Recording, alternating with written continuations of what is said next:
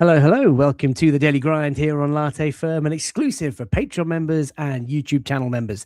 It's a members-only stream. If you want to support the channel, please do head over to patreon.com/Latte Firm. For the price of a coffee a month, you can get access to ad-free content, exclusive streaming sessions like this, and of course, giveaways and prizes throughout next season. Delighted to be joined by my good friend, Adam Keys of the Arsenal Therapy. Adam, welcome to this impromptu show. How are you? I'm good. How are you, mate? It's been a couple of weeks. It's nice to be back on. It is. I've been really good. I'm rocking these new frames. I don't know if you like them. You don't like them. Chat, Love let me them. know. They're sort of transparent. I quite like them. They make me look a little bit nerdy. But good evening, Paul. Good evening. Welcome, everybody. Rancid's here. Mike Jones says, I personally requested Adam because I need some Arsenal therapy after the West Ham game. We will talk just briefly about that as well because it's been some week. Welcome to Dave. Welcome to Oliver as well. Melissa's here, and Amy, welcome. Thank you so much for joining us tonight. Amy says, only just starting to concentrate at work again. It's been one of those weeks. Ad, we're going to talk tonight about Manager of the Month shouts, Jurrien Timber, who is apparently working his hardest to get back fit in time for Budapest. We'll talk about David Raya, our number one, maybe the number one of world football, 3 back-to-back Golden Gloves, and then, of course, 3 massive games for Arsenal from making history. So I'm going to get all your thoughts on that. But how's the week been? It's been a knackering weekend after that super Sundays, and this week just absorbing all the content. Yeah, interesting for me. Unlike Amy, my concentration at work this week has actually been great. I've been really productive.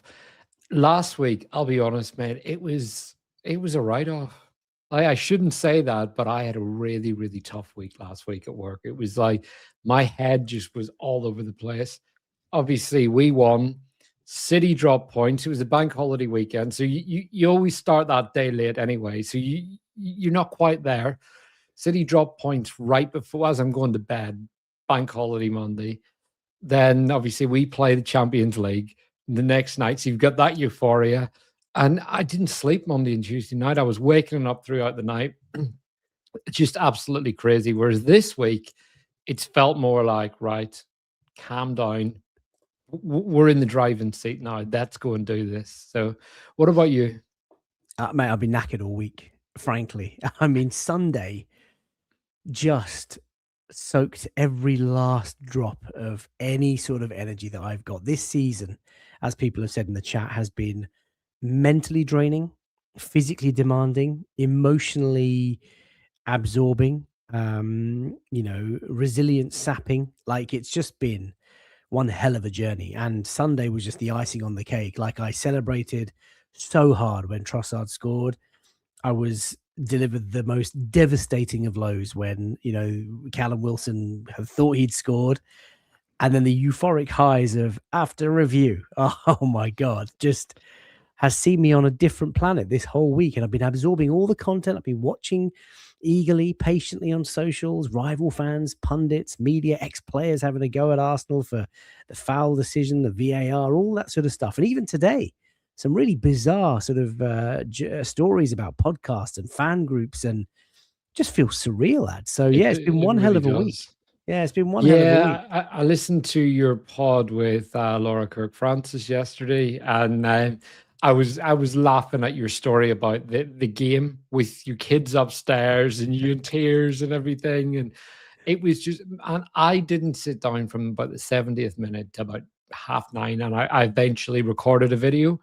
And it took every bit of willpower for me to sit down and do that. I did a short quite quickly after the game because I was able to sit down for about 5 minutes to record it, quickly edit it and put it out. But after that, I was back walking around the house, mad, heart still pounding. And yeah, what a weekend.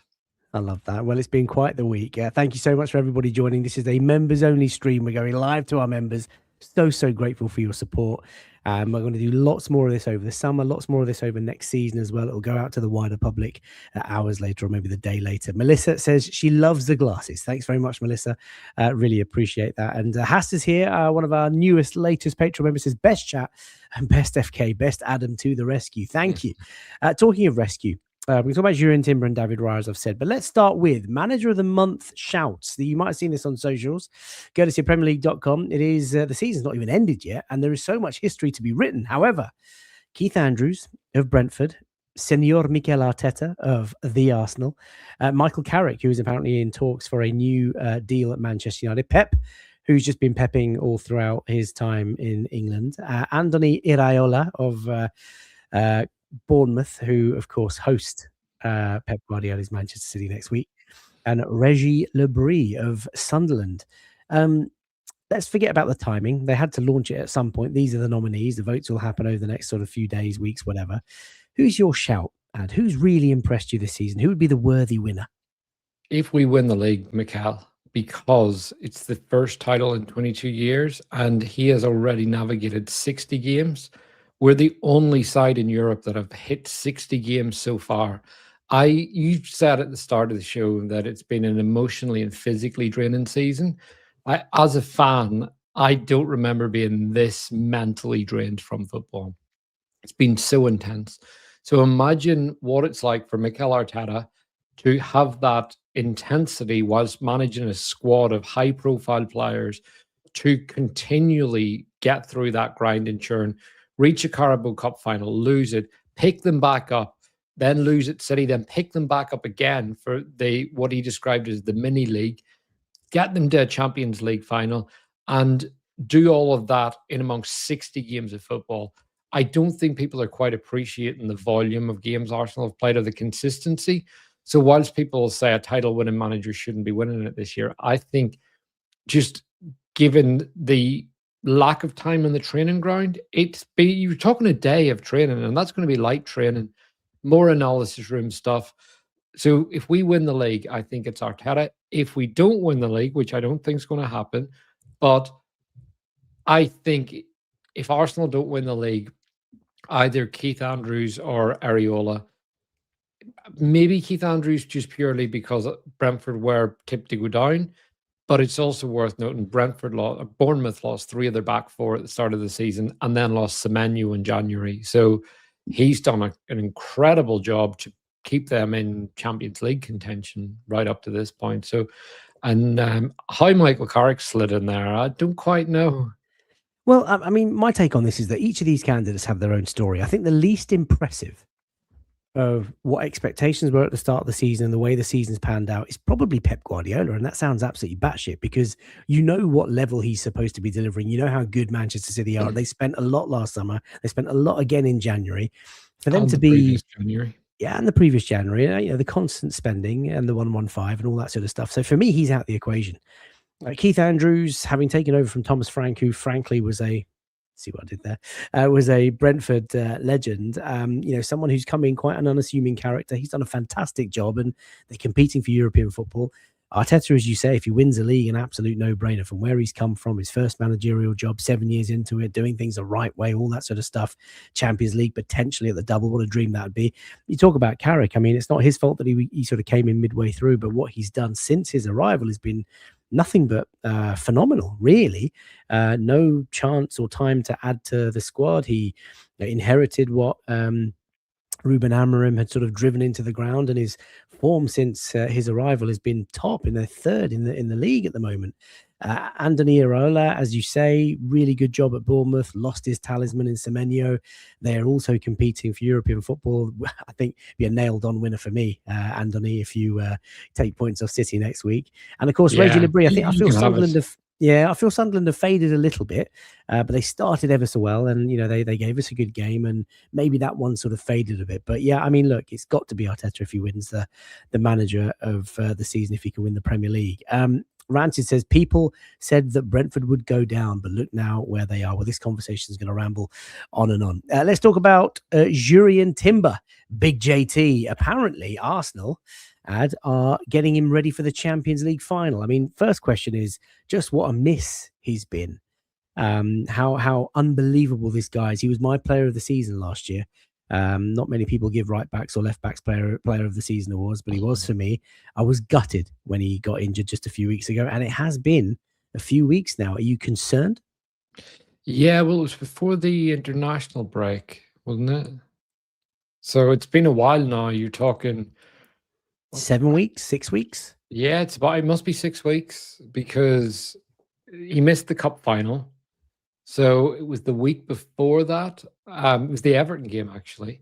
So Max Diamond, I think that was around the middle of April. So yeah, you're looking over a month now, maybe even longer, which is insane. So actually, that was that not mid-March. It So feels like forever ago. yeah, honestly, I've kind of lost track because we have played so many games, and it's crazy. And you've been to nearly all of them, which is the slog itself. But yeah, with Jurrien Timber, he's one I just hope is back for the final. I know there will be people that say you want someone who's been playing regularly leading up to it.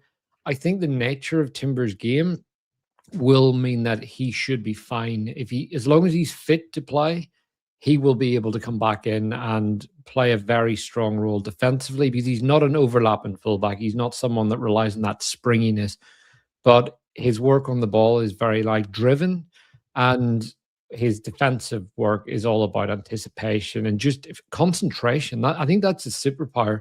If you look at people when they face him 1v1, he kind of locks in on the ball and he knows exactly where to stand and he knows exactly when to kind of put his foot in because of that concentration and just how focused he is on the ball. So I think he'd be fine if he's fit. That's the key thing, if he's fit. But yeah, we have really missed him, even though Ben White's been quite good. We have. Ben's been great, and of course he's out now with that sad injury, and we'll wait to see if Ben sort of returns to Arsenal in the summer after the World Cup. Melissa says it is great news that Jurrien Timber is working hard and he's on grass and he's doing drills, but is he going to be fit after his prolonged absence? Kvaratskhelia is not going to give him any breathing space if it is time for Jurrien to come back in the Champions League final. I mean, just on Timber, they started contract negotiations back in October. They've progressed all through January and February. He's 24 years of age, bought from Ajax for 34 and a bit million pounds. Be so good to get him to tie down his contract. I think he's contracted to the club for another 2 years. If we can get another three years on top of that, just sign him for life. Just sign him for life. What are we even doing? What a great servant. What a great player. And hopefully he can come back. And even if he doesn't start the Champions League final, wouldn't it be a great story if he were to come back, be on the bench, and maybe even get a few minutes in that sort of appearance before the end of the season? Can't wait for it. Let's move away from Jurrien Timber because obviously he's working hard. And let's talk about the main point of tonight's show, which is our number one, the number one potentially in the world, David Raya. 3 back-to-back Golden Gloves, Adam. I mean, just tell me your thoughts about David Raya from when we bought him to what you see to how he's elevated this goalkeeping position in football. I am a huge fan of Raya. He's one of my favorite players in the squad, has been since the day he arrived, and he was one that I wanted from Brentford before we signed Ramsdale.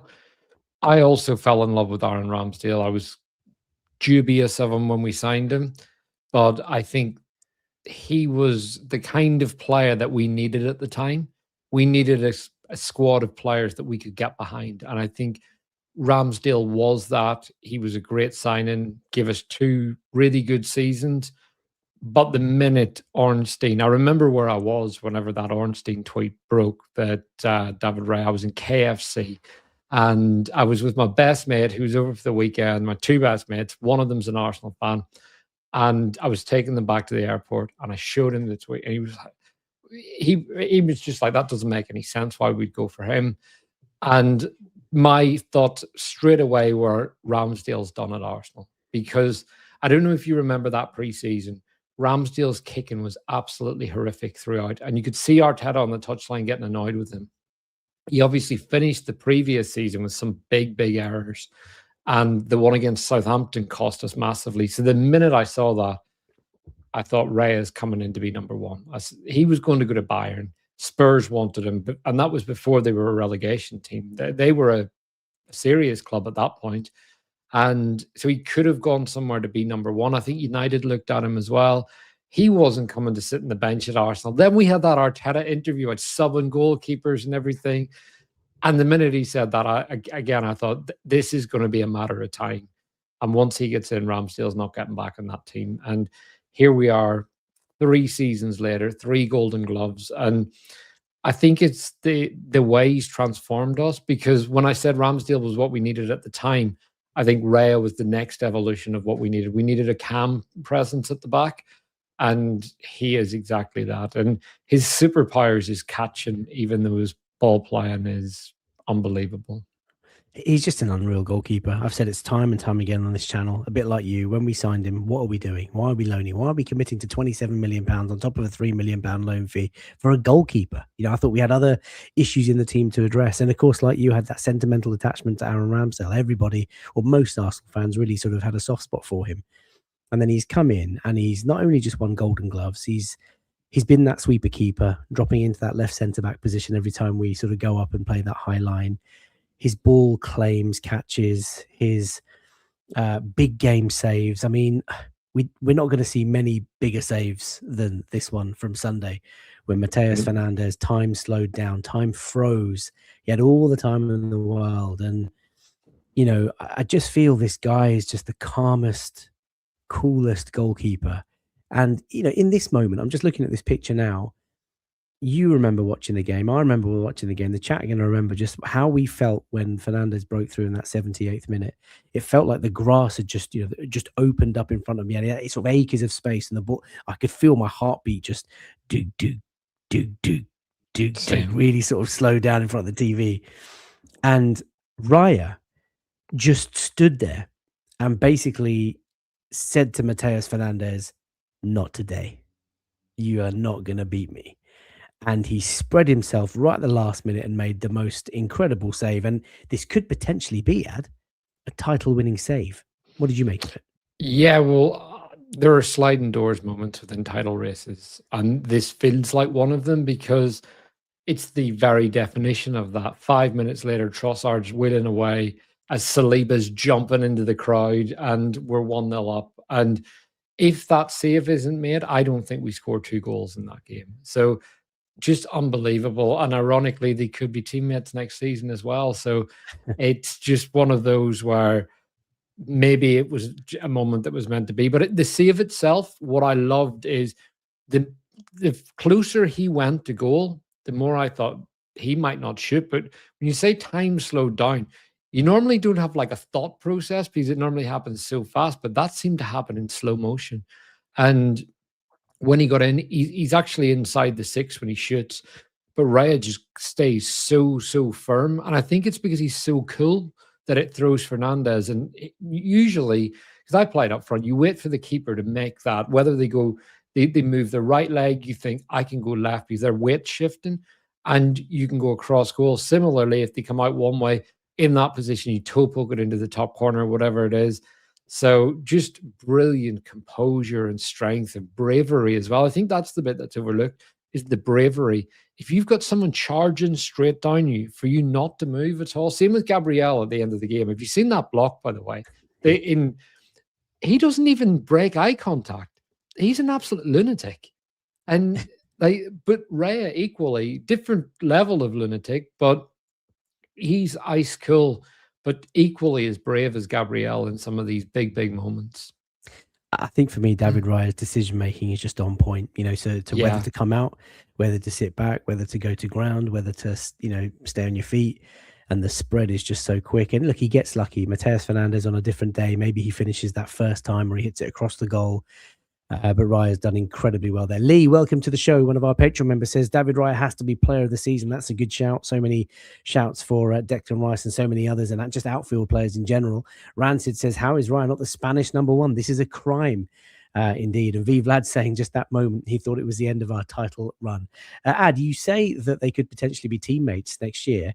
The news is spreading fast that Arsenal are apparently keen on Mateus Fernandes. And here's an interesting sort of player radar chart. Can't wait to do player breakdowns over the summer, ladies and gents, boys and girls. But here's a flavour of what's to come. Across Europe's top 7 leagues for under 21 midfielders, he is #1. Possessions 1, defensive duels 1, defensive duels combated, interceptions. I mean, is this the anchor, the midfielder, the potentially maybe even an evolving box-to-box central midfielder that you want at Arsenal next season? Yeah, I'm a big fan of him. Whether he's the one that I want, I haven't really had the one that I wanted too many times.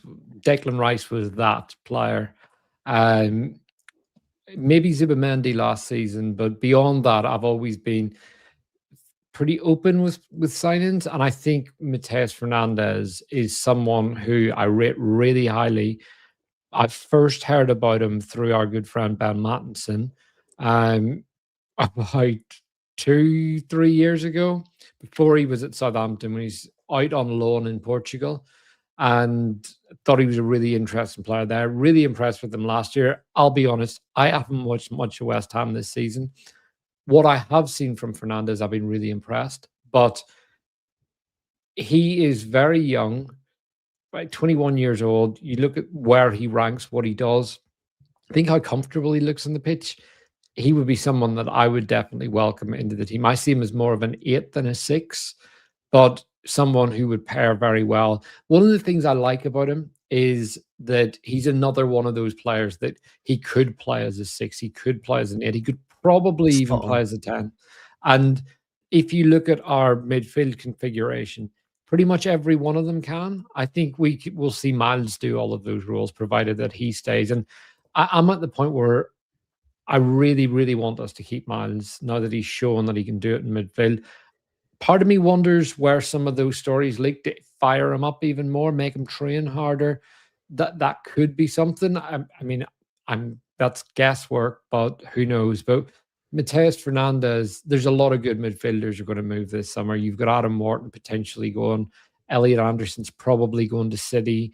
Sandro Tonali or Bruno. I think Bruno probably stays, but I think Tonali leaves Newcastle. And Mateus Fernandes will be in that list. So price-wise, he's the one that probably makes the most sense. Especially, as Oliver says, if West Ham do go down to the Championship, that would be quite something. Just on those players that you name, Elliot Anderson to City, Adam Morton to Liverpool, and Tonali to Manchester United would be my 3 sort of shouts. So if it is Mateus Fernandes, and I have seen a little bit of West Ham this season, I think he's a very competent, very composed and calm and mature player for someone so young. He gets around the pitch quite a lot, very, very dangerous in tackles and obviously winning the ball, sort of gnarly, tenacious midfielder.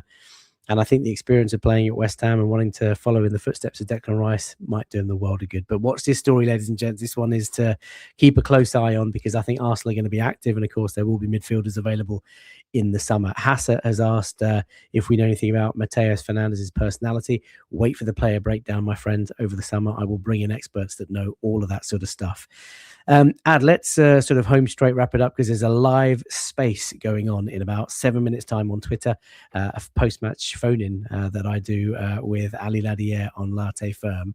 The 3 games that we have ahead of us to make history. We saw what happened last night at the Etihad Stadium. Manchester City doing their bit, keeping the pressure on us, beating Crystal Palace 3-0. They now don't play this weekend. They play the FA Cup on Saturday in the final against Chelsea. We now play on a Monday night, and then the very next day, City are away to Bournemouth. How are you feeling ahead of these 3 games, and how do you think it might all end up, Ad? Well, I mean, City have got the points in the first game, so that's done and dusted. But for us with Palace, I think Palace are going to rotate very, very heavily. From what I saw of City, I only saw bits of the game last night. They didn't look great. Palace looked even worse. And the game on Monday, I can't wait for it. So I'm going to the game. I'm very, very excited. I'm very confident.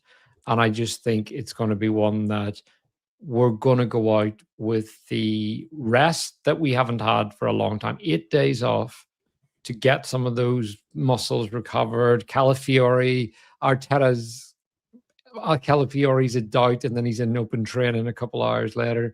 All of that, I think, for me, we're going to go out and really do some damage to Burnley. That's what my gut says, that we could win this 4 or 5-0.